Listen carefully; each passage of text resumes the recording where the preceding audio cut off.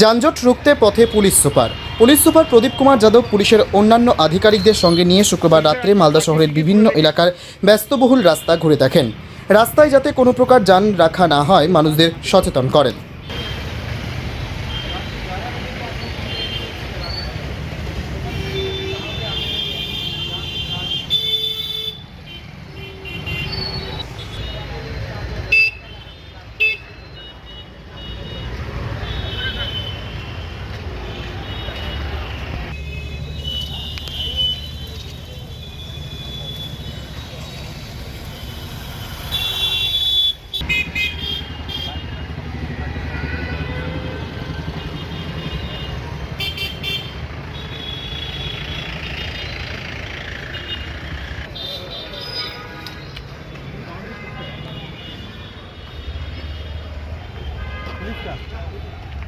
Sir वो post police office वाला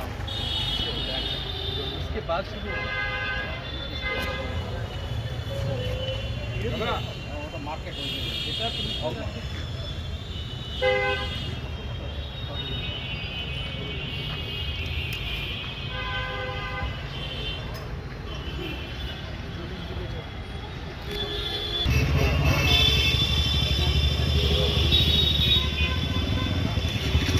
police কি বললো এখন?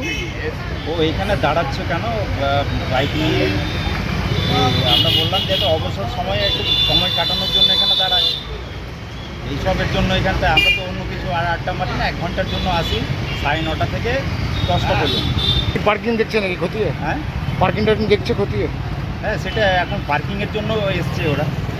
এখন এটা কালকে থেকে হয়তো এটা করেছে, তারপরে ডিসিশনটা নিয়েছে। কীভাবে দেখছেন বিষয়টা? জিনিসটা ঠিকই আছে, একদিক দিয়ে ঠিকই আছে যে যানজটটা অবসর টাইমটা, এই টাইমটা তো যানজট হওয়ার কথা না। ঠিক আছে, একটা মানুষ একটা বদ্ধভাবে না থেকে একটা খোলামেলা জায়গায় আসে, কিন্তু আমাদেরকে বাইকটাকে সাইড করে রাখাটা